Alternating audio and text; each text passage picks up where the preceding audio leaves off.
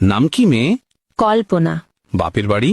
নেত্রকোনা। স্বামীর বাড়ি? শরীয়তপুর। থাকো কই? গাজীপুর। কি করো সেথা? সুই সুতা। বুঝলাম না ঠিক। গার্মেন্টস শ্রমিক। অফিস কটায়? সকাল 8টা। হলে দেরি?